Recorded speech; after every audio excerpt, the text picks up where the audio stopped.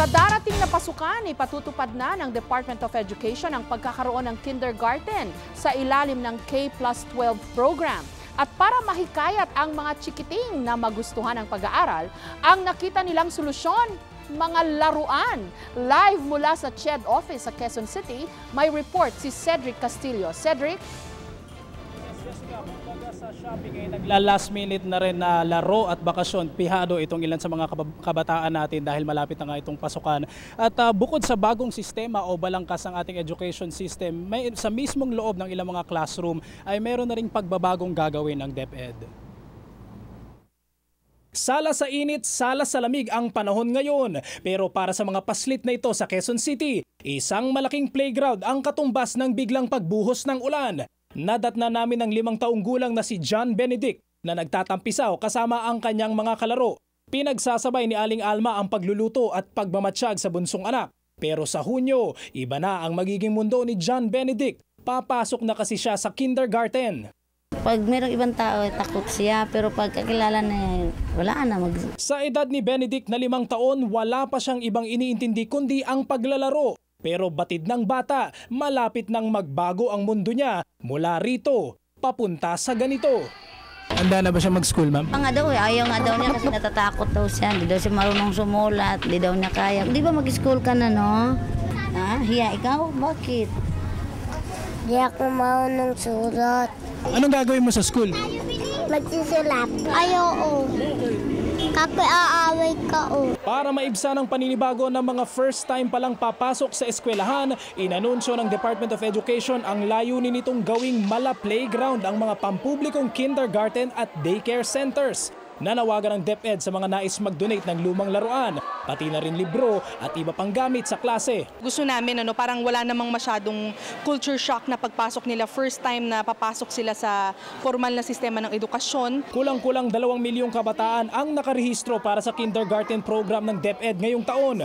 Lumalabas sa pag-aaral ng DepEd na ang mga mag-aaral na hindi dumaan sa preschool system ay madalas na nagda-drop out o maswerte pa nga raw kung umabot ng grade 3. Kaya mahalaga raw na isailalim ang mga bata sa kindergarten na itinuturing na pundasyon ng formal education. Ito yung panahon na kung saan pinakamatingkad yung kahalagahan ng stimulation din dun sa development ng mga capacities nila. Pag sinabi nating stimulation, ang ibig sabihin niya, ay binibigyan natin siya ng pagkakataon, yung mga oportunidad para matuto at binibigyan din natin siya ng mga tools. At dahil masyado pang maikli ang attention span ng mga bata, hindi pa raw talaga uubra ang pagtuturo ng nakasalalay lang sa lecture at libro. Kailangan daw play-based o nakasentro pa rin sa paglalaro. Yun nga lang daw, dapat piling-pili ang mga laruan na ipapahawak sa mga bata.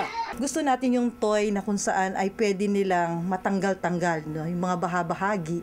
Kasi para malaman din nila kung paano, ano yung halaga ng mga bahagi na ito at paano mabuo yung mga bahagi na ito. Kaya ayaw din natin halimbawa yung mga laruan na kung saan ay nakaupo lamang sila at pumipindot-pindot lamang yung 2 thumb nila. O kailangan merong checklist sana yung gobyerno natin. Ano ba yung pwedeng i-donate sa mga preschools, ano ba yung pwedeng i-donate sa kindergarten. Para maiwasan ang paninibago ng bata bago pa raw magpasukan, subuking mailibot na ang bata sa papasukang eskwelahan para maging pamilyar na sa lugar. Ituro na raw ang konsepto ng oras tulad ng anong oras ihahatid ang bata sa paaralan at kung anong oras din siya susunduin. Ipaalam ang contact number ng school at wag raw bibiruin ng bata na pag nagpasukan na ay tigil na rin ang paglalaro. Jessica, sa darating na Hunyo ay papasok na itong kauna-unahang batch ng mga estudyante na nasasaklaw dito sa K-12 program ng DepEd. Samantala sa susunod na taon naman, itong lahat ng incoming first year high school ay magkakaroon na rin ng karagdagang 2 taon sa secondary education. Jessica?